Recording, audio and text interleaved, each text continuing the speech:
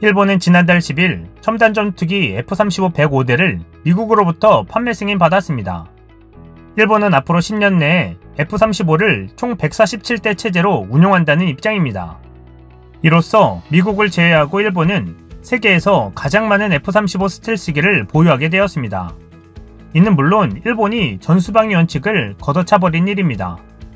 우리 공군 분석에 따르면 현재 첨단 전투기 전력은 일본이 201대, 중국이 112대, 한국이 60대로 일본이 중국에 비해 2배, 우리나라에 비해선 3배가량 우위에 있다고 설명합니다. 이러한 상황 속에 일본의 한 언론에서 일본의 미소를 지어버릴 만한 기사가 주목을 받고 있습니다. 지난 24일 일본 한 인터넷 언론에 타카시 15분 전멸설이라는 제목의 칼럼이 기고된 것입니다. 말 그대로 일본의 항공자위대는 전시 상황에서 15분 만에 전멸된다는 내용입니다. 항공자위대의 많은 항공기지에는 2개 비행대에 약 40대의 전투기가 배치되어 있지만 엄체 없는 기지는 몇 발의 폭탄만 있으면 전투기를 거의 전멸시킬 수 있는 상황에 있다는 것입니다. 엄체는 쉽게 말해 전투기용 방공호를 의미합니다. 보통 철근 콘크리트제의 경우 강철문을 가지며 내부에 한두 대의 전투기를 저장할 수 있습니다. 일명 강화 행거 또는 벙커라고 부르는데 목적은 비행장 공격에서 폭탄이나 미사일 전투기를 보호하는 것입니다. 전투기를 배치한 항공기지에서는 없어서는 안 될 가장 중요한 시설로 꼽힙니다. 그런데 일본 항공기지들에는 이러한 엄체가 대부분 없어 무방비로 노출되고 있다고 이 매체는 소개하고 있습니다. 과거 엄체의 존재가 전쟁의 추세에 큰 영향을 미칠 것조차 알고 있음에도 불구하고 항공자위대는 출범 이후 만성적으로 엄체가 부족한 치명적인 문제를 안고 있어 왔다고 지적합니다. 엄체가 없는 경우 전투기는 활주로 또는 경납고에서 운용되지만 이것은 매우 위험하다고 지적합니다.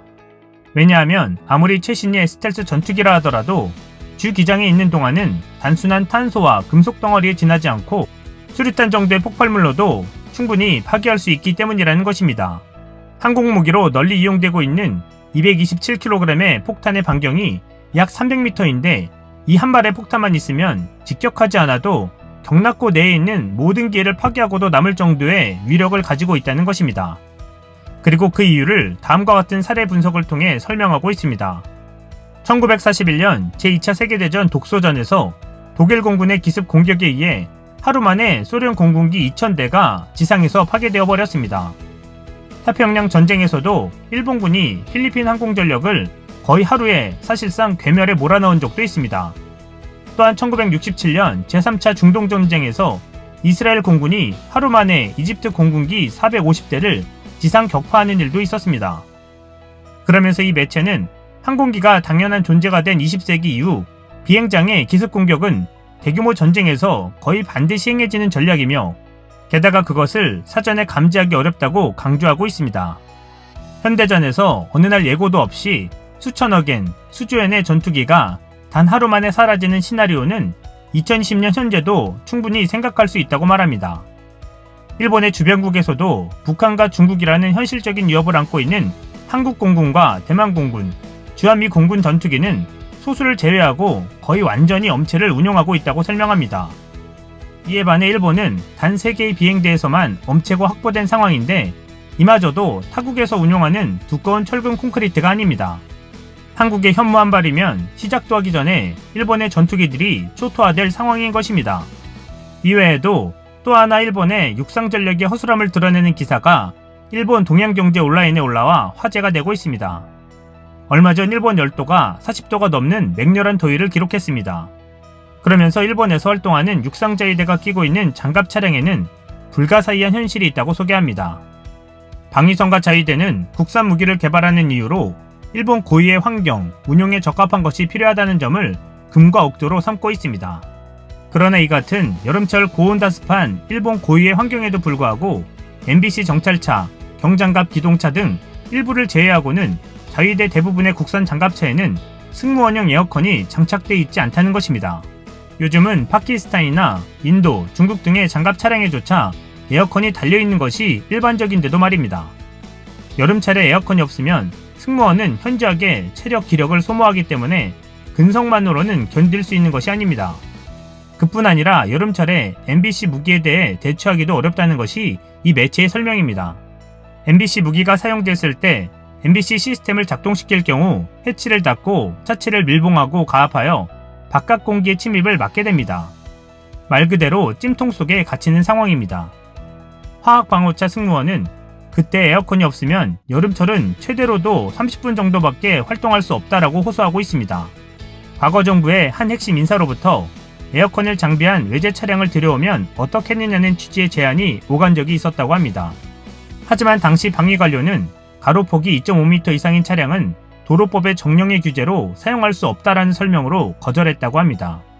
그런데 해당 매체가 국토교통청에 취재한 결과 도로법의 규제에는 예외가 있어 폭이 2.5m 이상인 차량이라도 국토교통청의 허가를 받으면 인정된다는 것이었습니다. 방위관료의 정확한 의도는 알 수 없지만 외국 제품을 배제하기 위한 궤변이었을 가능성은 있어 보인다고 전했습니다. 사실 2016년 도입된 16식 기동 전투차는 전폭이 3m에 가까이 되지만 문제없이 도입된 바 있습니다. 그렇다고 도로법이 개정된 것도 아닙니다. 매체는 신종 코로나 바이러스의 감염 폭발이 일어나고 예를 들어 일정한 지역을 봉쇄하는 케이스가 있으면 육상자위대의 화학과 이외에도 보통과 등의 인력을 구하게 된다고 합니다. 하지만 에어컨이 장착되지 않은 96식 장갑차, 82식 지휘통신차, 87식 정찰경계차 등이 여름철의 환경하에서는 임무 수행이 불가능할 것이란 지적입니다. 신형 10식 전차에서도 승무용 에어컨은 장착되어 있지 않으며 기술연구본부도 육상망료 간부도 이를 요구사항에 포함시키지 않았다고 합니다. 육상자위대는 기존의 장갑 차량에 대해서 에어컨을 포함한 개수를 거의 진행하지 않았습니다. 이것은 매년 조달수가 적고 조달한다 해도 30년 정도 걸리고 조달 단가가 타국의 수배가 되는 것에 관계하고 있다고 추정하고 있습니다. 기존 차량들을 개수할 예산이 없으며 또 어떻게 실전에서 사용할 것인가 하는 의식이 낮고 조달 자체가 목적화되었기 때문일 것이라고 매체는 설명했습니다. 육상자위대는 제외 일본인 구출 명목으로 호주제의 대형 사고파기사 지뢰장갑차인 부시마스터를 2013년부터 도입했습니다. 이 차는 에어컨뿐만 아니라 차 내에는 냉수의 음료수 탱크를 장비하는 등 열사평 대책을 중시하고 있습니다. 그러면서 해외산 장비가 우리나라 고유의 환경에 적합한 것은 역설적이라고 지적합니다. 결국 한마디로 육상자위대의 장갑 차량에 대한 사상이 쇼와 시대에 머물러 있다는 것일 뿐이라고 비판하며 기사를 맺고 있습니다. 이에 반해 한국은 미래형 장갑차 레드백이 일본인들의 부러움을 사고 있습니다. 지난해 아덱스에서 첫 선을 보이며 이미 호주 육군의 교대용 장갑차 도입 사업에서 독일의 라인 메탈 디펜스의 링스와 함께 최종 후보 장비 중 하나로 선정되면서 세계 방산시장에 주목을 받았습니다. 중량 40톤급의 승무원 3명, 보병 8명까지 탑승이 가능하고 최고 속도 60km/h에 항속거리는 500km나 됩니다. 거기다가 이미 우리 군에서 검증된 주력 장갑체인 K21 보병 장갑체의 개발 기술과 K9 자주포의 파워팩 솔루션 30mm 포탑, 대전차 미사일, 원격 무장 등의 기능까지 장착했습니다. 그리고 차체 외부에 여러 대의 카메라를 설치해 내부에서 실시간으로 아이언 비전 고글을 쓴 채 360도 전 방향을 감시하고 탑재된 무장을 원격으로 제어하는 기능도 있어 더 안전하고 효율적인 운용이 가능합니다.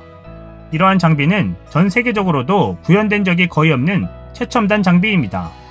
이렇게 한국의 레드백은 공격과 방어를 골고루 충족할 기술력의 집합체인데 그 중에서 특히 방어 능력 면에서 월등한 기술력을 갖고 있습니다.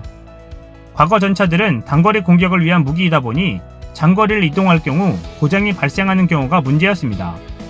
그러나 레드백은 이러한 불편을 해결하기 위해 파워팩 솔루션을 도입했습니다. 급박한 상황에서 문제가 발생해도 엔진과 트랜스미션을 꺼내 새 파워팩으로 교체할 수 있어 기동성과 효율성에 날개를 달아준 셈입니다.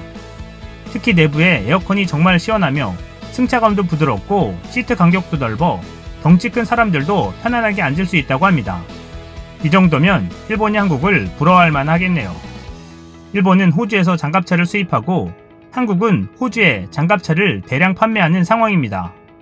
일본도 한국 무기 사고 싶으면 제일 끝에 줄 서길 바랍니다. 독도마크가 쾅 찍혀 있을 테니 말입니다. 이상 시운TV였습니다.